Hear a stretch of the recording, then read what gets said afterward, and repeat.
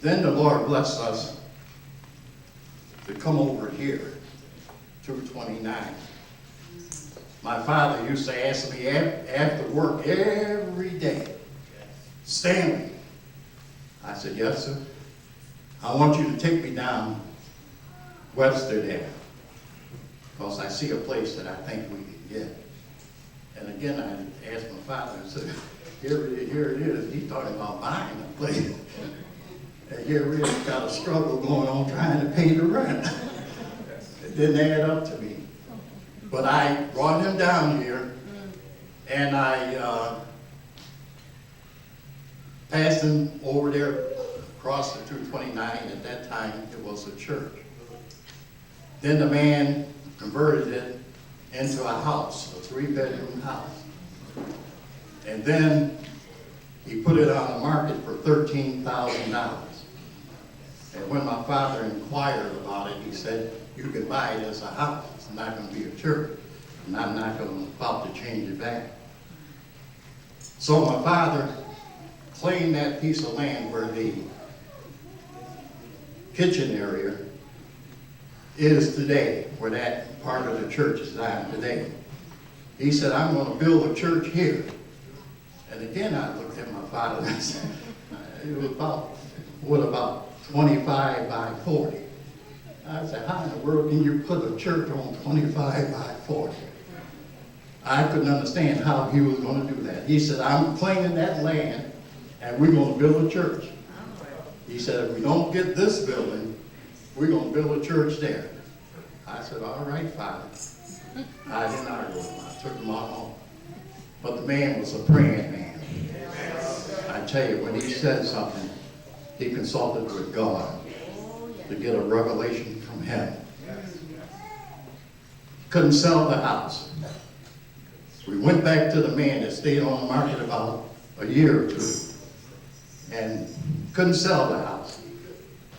And my father talked to him and the attorney and some of the trustee board members that was still in the city. And they agreed to let him buy that house for $13,000 and they hold a second mortgage. And what we had to pay for the second mortgage was less than what we were paying on Washington Street for rent. We were paying $90 a month on Washington Street, and it was $60 a month holding the second mortgage right here. God blessed us. We got in there and some of us brothers rolled up our sleeve after we got off work. And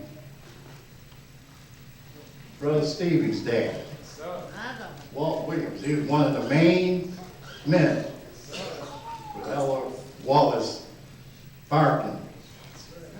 Two of the main men along with me and Brother Lee, we got in there and we tore the inside of that place out and got it converted back into a church.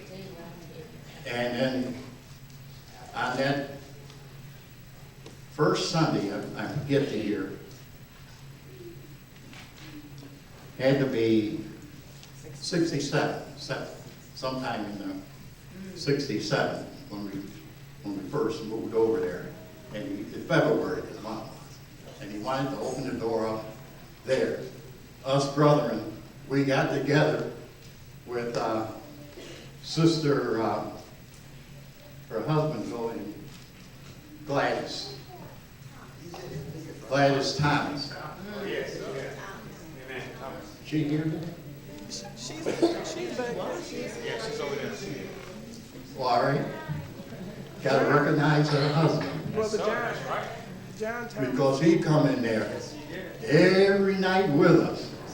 And he was the carpenter who come in and put on the rostrum for us, put on the paneling around the wall, and help us restore the sheetrock on the wall and paint it.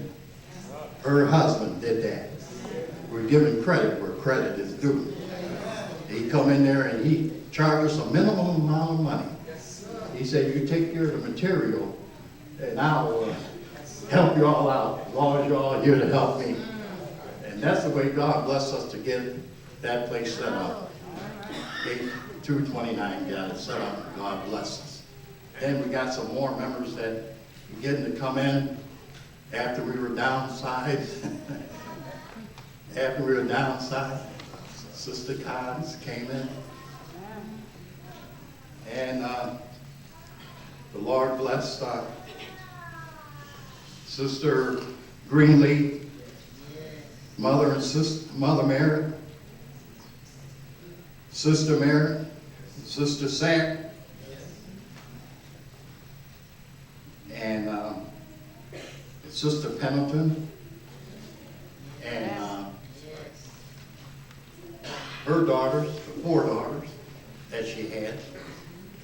Then come Mama Alice with 5 daughters. God bless her.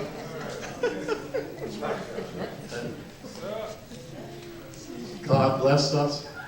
Fill the church back up. That place already. Fill it back up. God bless us to get refurnished the membership that we see. I'm listening to the names here. Sister Stevenson, too. You don't want to forget her. And Sister Breelove. You don't want to forget her. And her daughter. Mother Black. And her daughter. We don't want to forget them that come in. And God blessed us at 829. Not only that, but we had Minister Porter had all of his children. Yes, yes. Sister Mary had all of her children. So we had a church full at 229 again. And I surmised that that's what our pastor was talking about, the middle of the church there. But the Lord soon took him home. And the mantle fell on his son to carry the work on that he had led us into. And God so richly blessed him with his labor. And God approved through his ministry that what he had done was of God.